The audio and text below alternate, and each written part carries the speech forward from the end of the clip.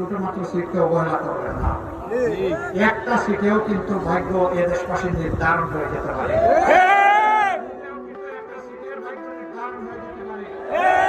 প্রত্যেকটি বুথের যেমন গুরুত্ব আছে, প্রত্যেকটি সিটেরও তেমন গুরুত্ব আছে। আপনারা মেহরবানি করে অনেকে দেখেছেন, 14 বছর দেখেছেন, দফায় দফায় দেখেছেন, এপি টপিক করে দেখেছেন, বারবার সুযোগ দিয়েছেন।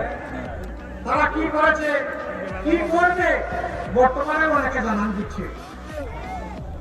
আমরা আপনাদের পাশে ছিলাম, আছি বিপদে আপদে, চরম বিপদে, চরম তাণ্ডবে, আমাদের পর চরম জুলুম অবস্থায় আমার দেশ ছেড়ে কোথাও যায়নি।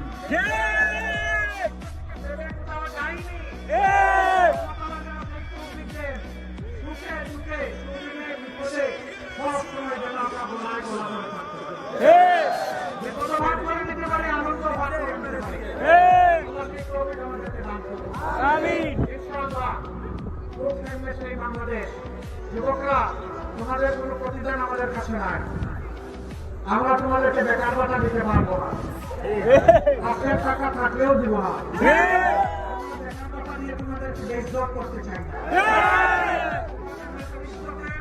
কাজ তুলে দিতে চাই।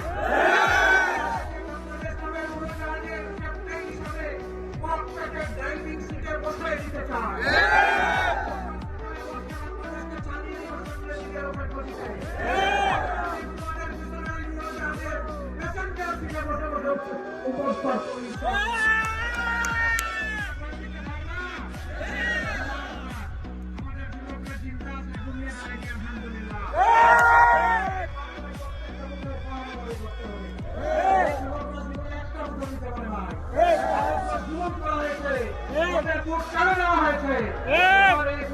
কাউকে কেড়ে নিতে দেয়া হবে না।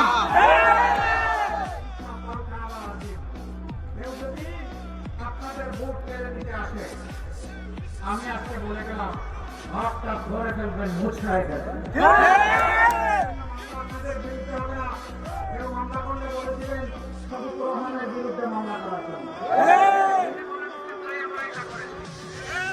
বাংলাদেশে যুবকদেরকে জানতে হবে, সকলের অধিকার কায়েম করতে হবে। ইনশাআল্লাহ তৈরি